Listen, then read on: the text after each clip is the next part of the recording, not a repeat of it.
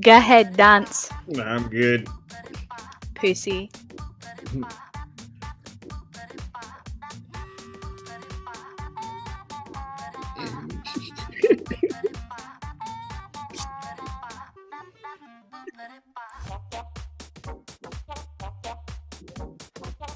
That's all you're getting from me, guys. I'm not in the mood this week. Hey guys, welcome back to the Eclectic ADHD podcast. Grab a cuppa, get comfy, and enjoy the chaos. I'm your host B, and this is your co-host Dakota. For Hello. those of you who are listening, he stuck up the peace sign like a cool dude. Vote for me. Vote for And now he's gay. Fuck.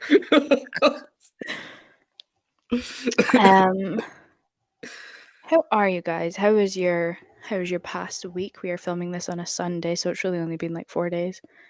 How's your weeks going?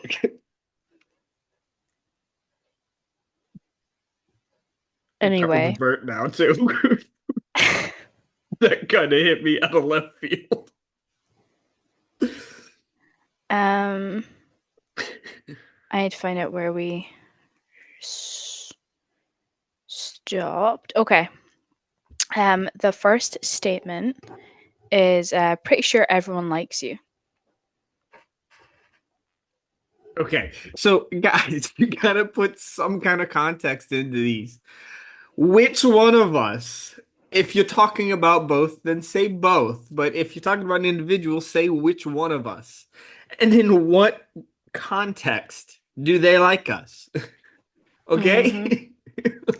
We have a question. Are you a good friend? No. I'm a piece of shit. No, I'm like, I like to think I am. Which is funny, seeing as I don't have friends. I have my best friend, which is you, and that's about it. I would say I probably have one other friend, but I don't talk to him. I haven't spoken to him in like 2 weeks. But I know that won't change our friendship. He thinks I'm a cool guy. Keep needing to get him into a doctor's office to get his eyes checked because clearly he's fucking blind. But hey, you were gonna say some shit, some out of pocket shit, weren't you? Fucking say it. A new hand touches the beacon. No, they are not a good friend. They trigger anxiety because they can. I like to think I'm a good friend. Maybe I'm not, though. You are a good friend. You're an amazing friend. What qualities do I have that makes me a good friend? Well, I'll give you an example. You listen without giving your own opinion unless directly asked for it. Most people don't do that. When there's certain situations involving some of your friends, like, just listing friends, Sean, you listen when he has problems and you offer advice or your opinion or how you view the subject without trying to force them to accept that same view, which is, I mean, the fact that you're best friends with a Christian should say something about what level of friend you are. So, well, even though we've said this countless times on this podcast already, it's all about respect, really. And I like to start every conversation off. If someone's ranting to me, I like to ask, are you looking for solutions or just a space or comfort? Which one of those three options do you need right now? And I will provide that. yeah, and that is a quality of a good friend because you give that option without just assuming that they want a solution or advice. That makes you a good friend. When dating someone, does height matter to you?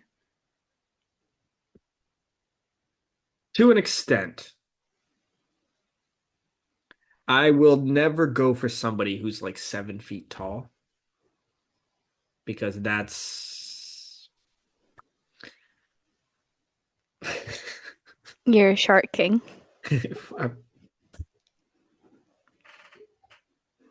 Go ahead, argue. You fucking. How tall are you again? What was it? What was it? 5'2"? 5'3" and a half. 5'3.5" this time. This time of year, yeah. Um, for me, I don't, the highest I will probably go is like 6 feet. Honestly, any higher than that's too tall for me. Like, no. I I don't care about height personally, unless, and I hope I'm using the correct term because there's so many terms that people are pernickety with that they don't like. But I'm going to use the scientific term: a person with dwarfism. I I don't think I could date someone with dwarfism. Um, that's just my own personal like thing. Even though it wouldn't be like dwarfism to me because I'm already quite small. It would probably just be like they're just a little bit shorter than me, but personally I wouldn't date someone that's got dwarfism. Height wise, like taller than me, um if it's a guy, it's not even, I don't care how tall you are. If you're a woman and you're taller than me, I'm on my knees. I don't care. I'm You're in a worshipping ball. you. I don't Yeah, care. you're in a ball on the floor, freaking. I'm a ball on the floor freaking out. But guys, if you are tall and skinny, please don't approach me. I will start swinging. Really tall and really skinny people terrify me because I have a fear of aliens. And I used to have a reoccurring nightmare when I was little that an alien came into my house and he was really tall and really skinny. I'm talking like Slender Man level, and it was, oh, it's just terrifying. Mhm. Can't do it. Um, how do you feel about fast cars?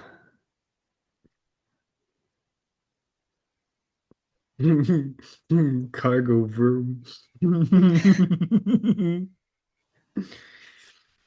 I don't really care. You just like when they sound angry. Yeah, I like your, I missed the angry car. So I to missed the give a angry little car. bit of a detail, the angry car was a 2013 limited edition Dodge Dart with a multi-air turbo intake. So I that thought it was a car, twin turbo. it might have been, I don't remember anymore. Unfortunately, that car had so many issues with the engine on it because it got well over 150,000 miles, that I eventually had to sell it off to get something new. Um, but she loved it because it was low to the ground. The seats were really nice, a lot of leg room, and the car had an amazing reaction time. And it sounded angry when it decided it wanted to go. So she Yeah. loved that car and is still mad at me that I got rid of it. I love angry car. I know, but I didn't, I had no choice. Angry car was a dusty car. He was dusty on the ins. She was dusty on the inside, but she was cool. Hmm. She was. Do you have trouble trusting? Yes. I'm not going into detail, but yes. I have no other choice but to have trouble trusting.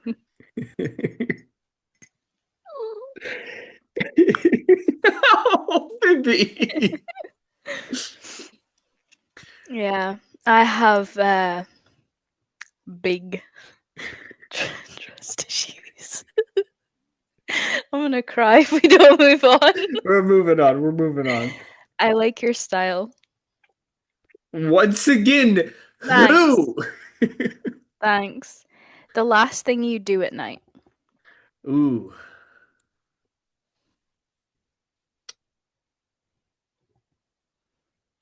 Lately it's been listen to music. The last thing I do before I go to bed is I put on some music and I lay in bed in the dark. Because I turn off my LED strips now. Um, and I just lay there listening to music, just going with the flow of the music, really. That's the last thing I've been doing lately. Lately, um I don't sleep. So, although last night I put on YouTube like rain sounds and I found a really aesthetic, cute video. And I listened to that until I got woken up like 10 minutes later by an ad of a guy just screaming about windows. Um, so I kind of shot myself, and then that woke me up, and then I didn't sleep anymore after that. I was high on adrenaline. But usually the last thing I do at night is get comfy. I don't know. I have a very specific bed routine. So like I'll get in bed, I'll put my long pillow down the left side of me, I'll put my blanket and my weighted blanket over that.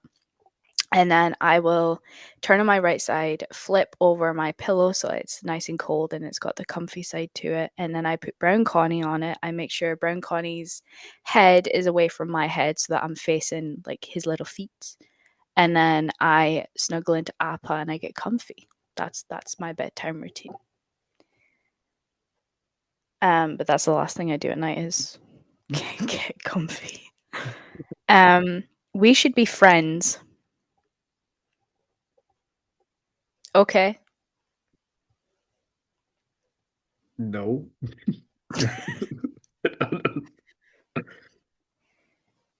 If you're over the age of 18, sure. Your taste is on point, to be honest. Thank you. No. I don't what are we supposed to say to stuff like that? Stay as you are. Love your laugh. How was your day today? Anything special? Um, so far, not really. Nothing really special about today. Well, maybe today will probably determine if I end up taking a trip down to Florida or not. No. But never mind, I'm not taking the trip down to Florida. Glad we established that. Anything for you, darling.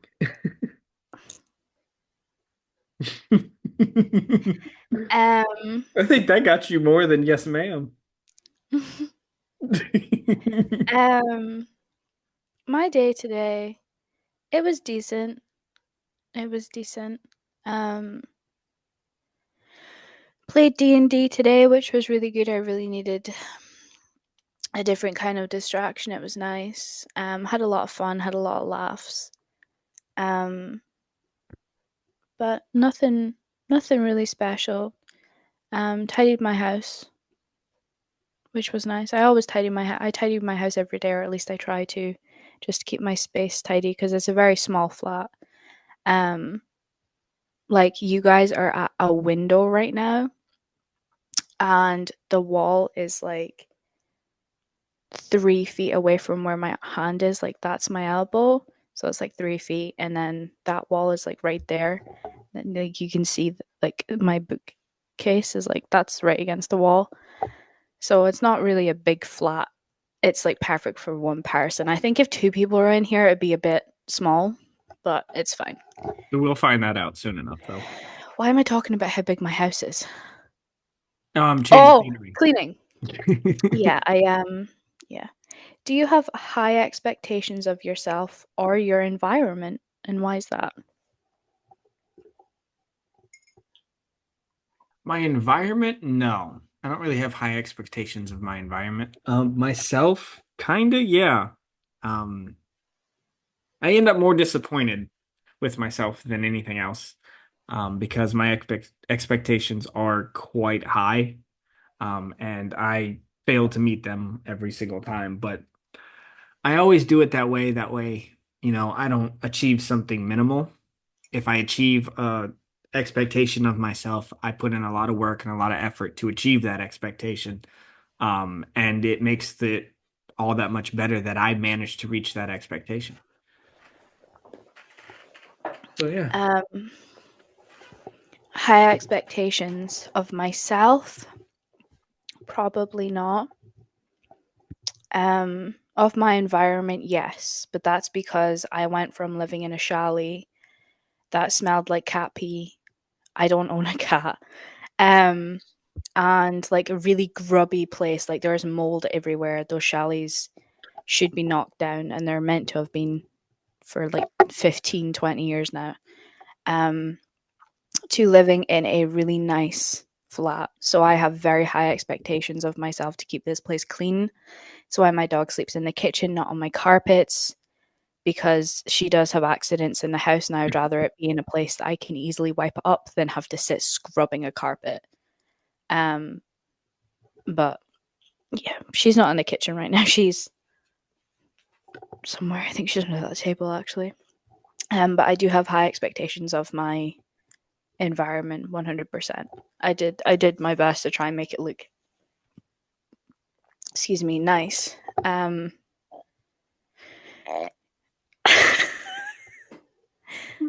Throat hurts so much right now. Um, but yeah, that's the answer to that. Who do you owe an apology to and why? Ooh.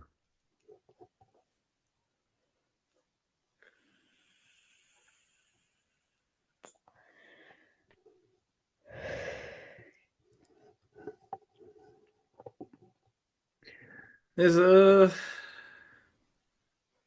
lot of people that I probably owe apologies to. As to why I owe those apologies, that is my business. Mainly because a lot of it is involved with really low points in my life. And I did some actions that were not very becoming of myself. Um, but I did what I did to survive a lot of what happened.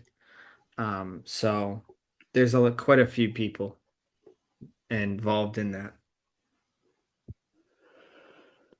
Um,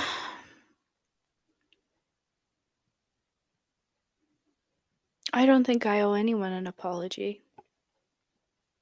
No, there is one girl um that I do, and I have tried several times to find her.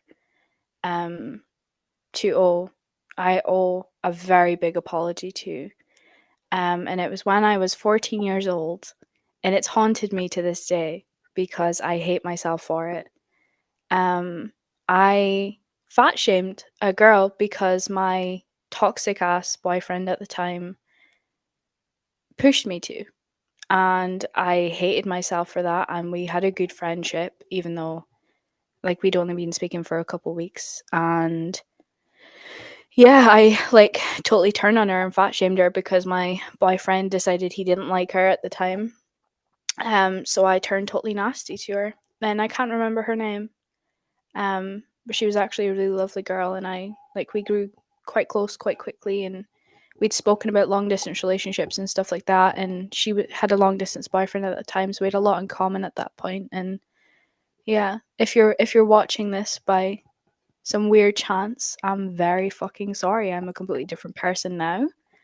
Um, yeah, but like I hate myself for that, for fat shaming her, because like I've always been quite a chubby person, and for me to turn around and do that to her, it's vile behavior, and I hate myself for it, and it still like haunts me to this day. So I owe her an apology, and I wish I could give her an apology. Who impressed you lately?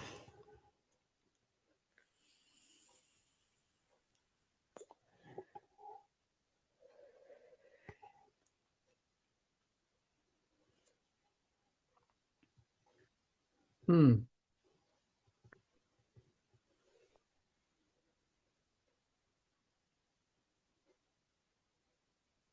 Don't really no no one's really impressed me lately. And it also depends on in what regards as well. Um, I mean, B impressed me because she said she was going to the gym. She followed through. She had an amazing time at the gym. And I was really impressed that she got, out of her little rut that she was in because you were in a rut and you made it to the gym and you did it. And then you proceeded to complain for the next 2.5 hours because of Spaggy. Yeah, my legs are spaggy, but it's manageable spaggy. Yeah. Um, no one has impressed me lately. Um,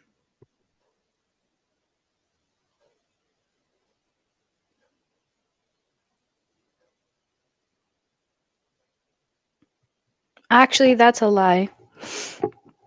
Kira has impressed me loads lately. She is the strongest person I think I've ever met. She is amazing, and the shit that she goes through daily is it's commendable that she is still here, and I love her to pieces, and I'm so excited for her to come over on Monday tomorrow. Um so I can just give her a big hug because I love her so much. And yeah, she's impressed me tons lately. Um but yeah, I think that is the end of the Tell Anonymous. Let me refresh, see if we have any more. Nope, that's the end of Okay. the Tell Anonymous. How Yeah. long do we have left? It doesn't say, and I have no Mm. idea how to figure out. Okay. Oh, we'll try to see if we can figure it out. No, it's fine. We can just go on to the discussion topic. I am thinking about buying Zoom Pro because my camera quality it isn't like this in like Messenger. And I discovered recently after looking into Zoom Pro that that's because the quality currently is 360p on Zoom, and if you buy Pro, it goes up to 720. Plus, if you have a HD camera, it allows you to use that HD camera. Um, so I might buy it just purely for the camera quality and then the additional time so that we don't have to sit here worrying about how long we've got. We can Yeah. just talk. Um, but yeah, so I'm thinking about doing that. Yeah, it might not be a bad idea depending on how much it costs. I think it's like £6 a month or something. And I will say this, if anyone who works for Zoom ever happens to see this, you guys are pieces of shit for charging to increase camera quality. That's bullshit. The fact that you're restricting camera quality is bullshit. I mean, the camera I'm using costs $250 and you're restricting its capability by restricting what the cameras are allowed to show on Zoom. That's bullshit. Yeah. I'm pieces of shit for that. And somebody should come up with a better, you know, meeting kind of thing like this. Hmm. Um, do you want to start off the discussion topic? We can, yeah. You want me to, or you want to? You can. Okay. So today we're going to be talking about something that is kind of not really talked about very often, and that is the impact that people's mental health have on those around them long term. Because you always hear people talk about, yeah, mental health, it affects those around you. It makes them sad, it makes them upset, stuff like that. But no one ever mentions the fact that if you're around somebody for a year who's got mental health problems where they're on a roller coaster going up and down all the time, what kind of effect it could have them a year down the road.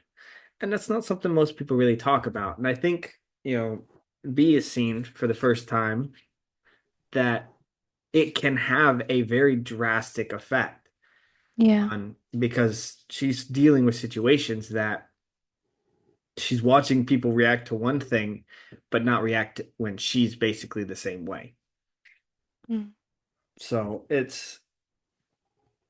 I hate to say it this way, but people get used to it. They expect you, and it becomes that they expect you to be upset. They expect you to be sad. They expect you to be, for lack of better terms, emotionally unstable. And so when you are, they don't bat an eye anymore. It's almost as if they no longer care. And I'm not I know it's a shitty way of putting it, a shitty way to say things about people, but it's true. I mean, my family no longer really even no, my family doesn't ask how I'm doing. We are running out of time. Interesting. 10 minutes left. You know, my family doesn't bat an eye. My family no longer even asks me how I'm doing or how I'm feeling or how my day is. And it's been 3 years that they've been dealing with this. And at the beginning of those 3 years, I mean, it was daily. My family didn't want to leave me alone because they saw so many problems from before that they never saw suddenly come out. I mean, I've been diagnosed with PTSD. I've been diagnosed with ADHD. I've been diagnosed with anxiety disorder. I mean, there's all kinds of diagnoses that I now have because of my past. And so they don't know how to handle that. And over time, me trying to show them how to handle it, they just got used to me being like that and they no longer ask. They no longer do anything about it. And that's okay. It's okay. I mean, I don't expect them to wait on me hand and foot. I'm a grown ass man. I'm an adult. I should be able to handle this stuff on my own. But at the same time, if you notice something severely off, you should be able to know that somebody's going to recognize it, somebody's going to see it, and they're going to bring it up. They're going to ask, they're going to see what it is that they can do to potentially help. So I mean, my dad's he knows that I'm struggling right now, and he's talking about trying to take a trip down to Florida next weekend. Why? I have no idea. I haven't called him to ask him why, but I know that he knows I'm struggling. It's normal now. It's part of my everyday life. It's part of the everyday life of him dealing with me is that not going to be okay 90% of the time. And it's just something he has to get used to because the only person who can change that is me. And I am actively trying to change it. It's going to take a lot longer and it's going to be a lot harder than I ever expected it to be because I'm dealing with more than one thing happening at a time. So, Yeah. but dealing with, and give you an example, um, B, when was the last time somebody asked how your day was? Just now to the tell anonymous. Before that? It's been like 5 years. No one asks how my day is going. I usually ask. I haven't in a couple days because I'm doing some stuff with my therapy right now that's kind of preventing me from having that normal interaction. Um, I'm not going into big great details on that, but you went to D&D today. Hmm. Did anyone say anything? No, I'm aware that I don't look quite well and I don't like behave as happily as I usually do. Um, but I was just kind of slumped in the chair and exhausted looking, and I don't feel particularly well. And no one asked a thing, no one batted an eye. But if somebody else was to do the same thing, I would be the first person to ask. I'd be the first person to make sure that they are okay. then and what would everyone else around you do with that same person? If they were doing exactly what you did today. Bring them gifts, make them happier, do anything they could to spend time with them. So it's the difference between you who's been dealing with this for years and somebody who's just now starting to deal with it. It means it over time it changes how people respond to it, Hmm. unfortunately. And I hate to say it, it's only recently that I have become aware that it changes like that. And I think this is the recent time B is finally becoming aware that it changes over time as well. Yeah. Um, and it sucks. It sucks to know that that's what's happened, that you've been in such a bad place for such a long time that it has actually affected how people respond to you in a bad place.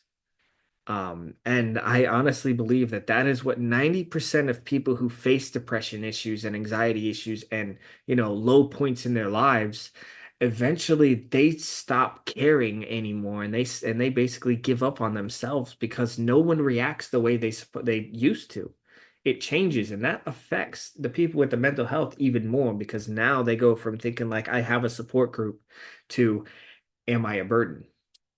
Mm. Am I just causing more stress on these people's lives? Am I worth the effort? Am I no longer worth the effort of making sure I'm okay? And a lot of times people don't make it past that. Um, Yeah, it's like if I'm not showing extreme behavior, then no one cares. yeah, and And it sucks. it Big time. does.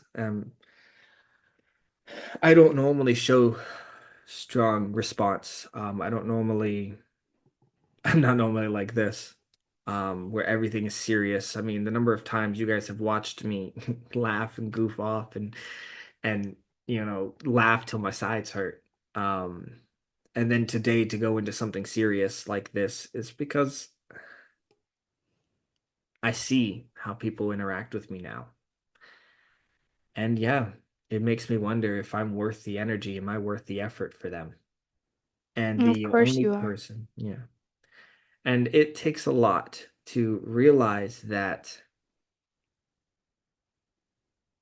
looking at yourself and going, I don't deserve that. You have to recognize that's a lie.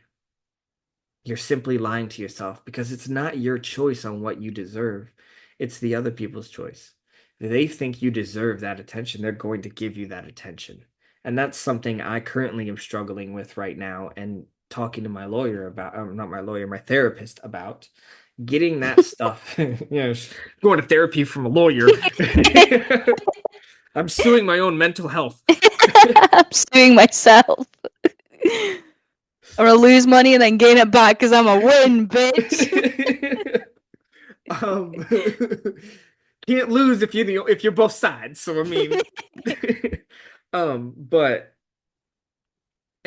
so I'm working with my therapist on you know trying to change the way I talk to myself, the way I look at myself, the things I say to myself, and realize that just because I think that does not make that the truth.